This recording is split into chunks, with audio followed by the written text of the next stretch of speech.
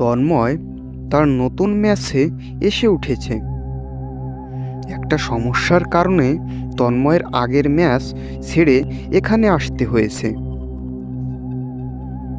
তন্ময় ছেলেটাকে খুব একটা ভালো বলা চলে না, কারণ ছেলেটা পড়ালেখায় মোটামুটি ভালো হলেও তন্ময়ের একটা খারাপ অভ্যাস আছে। তন্ময় একই সাথে অনেকগুলো মেয়েদের সাথে কথা বলে, প্রেমের জালে ফাঁসিয়ে তাদের একসময় ধোঁকা দেয়। তন্ময়ের এরকম মেয়েদের সাথে কথা বলতে ভালোই লাগে। তো নতুন ম্যাচে আসার পর তন্ময় সেই ম্যাচের ছাদে উঠে মেয়েদের সাথে কথা বলে। কিন্তু কিছুদিন তন্ময় যখন ছাদে রাতের বেলা একা একা ফোনে কথা বলে, তখন তার মনে হয় কেউ তার কথা শুনছে। এমন মনে হয় যেন ছাদে কেউ তার সাথে আছে। কিন্তু যখন সে ছাদটি ভালোভাবে দেখে, তখন সেখানে সে কাউকেই দেখতে পায় না। তন্ময় তার মনের ভুল ভেবে সব ভুলে যায়। কিন্তু একদিন যখন তন্ময় ছাদে গিয়ে কথা বলছিল, তখন তার মনে হয় তার পিছনে কেউ আছে। তন্ময় যখন পিছনে ঘোরে, তো সে প্রচণ্ডভাবে ভয় পেয়ে যায়, কারণ তার সামনে একটা ভয়ানক চেহারার মেয়ে দাঁড়িয়েছিল। মেয়ে বললে ভুল হবে, কারণ এটা ছিল একটা ভূত।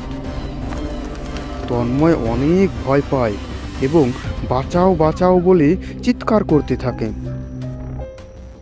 তখনই ভূতটি বলতে থাকে, চিৎকার করে কোনো লাভ নেই, তোকে আজ আমার হাত থেকে কেউ বাঁচাতে পারবে না। তখন তন্ময় জানতে চায় কেন কেন তাকে মারা হবে, কি অন্যায় করেছে সে, যে কারণে তাকে এখন মারা হবে। তখন মেয়েটি বলে, তন্ময় যেসব মেয়েদের সাথে কথা বলে সেও তাদের মধ্যেই একজন। মেয়েটার অনেক স্বপ্ন ছিল, তার একটা ভালো সংসার হবে। সে তন্ময়কে নিয়ে অনেক স্বপ্ন দেখেছে, কিন্তু তন্ময় তাকে ধোঁকা দিয়েছিল, তাই সে কষ্টে আত্মহত্যা করেছিল। সব শুনে তন্ময় বুঝতে পারে যে সে কত বড় ভুল কাজ করেছে। তারপর তন্ময় ওই ভূতের কাছে ক্ষমা চায় এবং সে আর এরকম ভুল কখনোই করবে না, এবং আর কোনো মেয়েদের সাথে সে এভাবে কথা বলবে না, এগুলো বলতে থাকে এবং ক্ষমা চাইতে থাকে। তখন ভূতটি তাকে ক্ষমা করে দেয় এবং ধীরে ধীরে হাওয়ার মধ্যে মিলিয়ে যায়।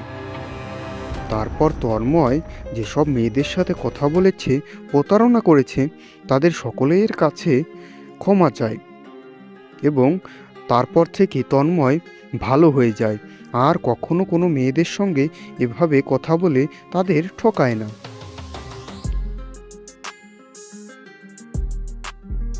ভিডিওটি যদি আপনাদের ভালো লাগে তবে অবশ্যই লাইক করবেন এবং কমেন্টে আপনাদের মূল্যবান মতামতটি জানাবেন।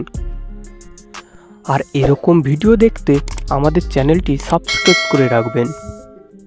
ধন্যবাদ।